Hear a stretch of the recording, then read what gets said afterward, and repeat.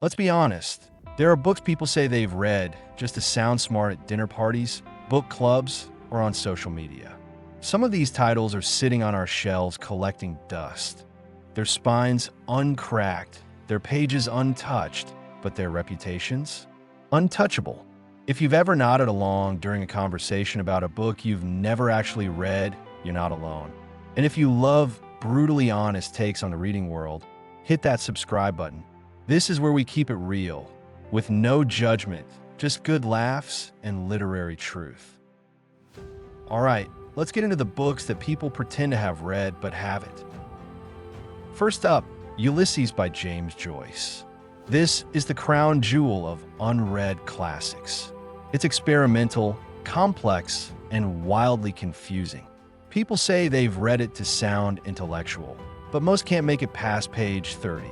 And if they do, they probably still didn't understand it. Then there's War and Peace by Leo Tolstoy.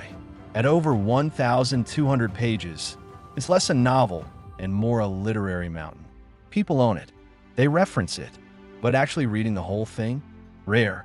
It's the Everest of bookshelf flexing. Infinite Jest by David Foster Wallace. This one gets name-dropped in every literary forum, but most people haven't read it or finished it. The footnotes alone could count as a separate novel. It's more known for its reputation than its readability. Moby Dick by Herman Melville. Sure, everyone knows about Captain Ahab and the whale, but very few have actually read the dense, philosophical tangents that make up most of the book. It's more about whaling than drama, and that surprises people. A Brief History of Time by Stephen Hawking. This one lives on coffee tables.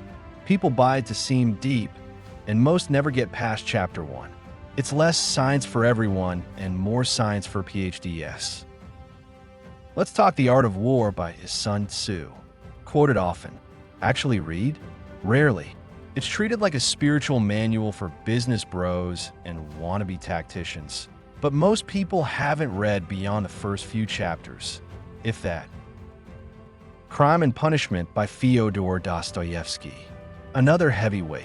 People will swear it's one of their favorites, but when you ask them to explain it, things get vague fast, heavy on thought, light on actual page-turning for casual readers.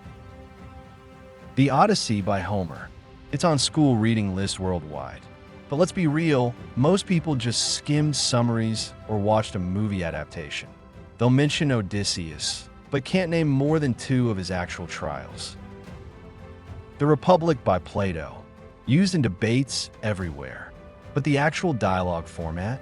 It's dense, repetitive, and let's face it, not exactly a fun weekend read. Most people quote it because they heard someone else quote it. And finally, Jane Eyre by Charlotte Bronte. This one gets the "I love that book" treatment often, but if you press for details, it turns out a lot of people confuse it with Wuthering Heights. Sad but true. Look, we all have those books we want to have read, and sometimes pretending is easier than pushing through 800 pages of 19th century prose. No shame, but maybe this is your reminder. Crack that spine, skip the guilt, and just read what you love.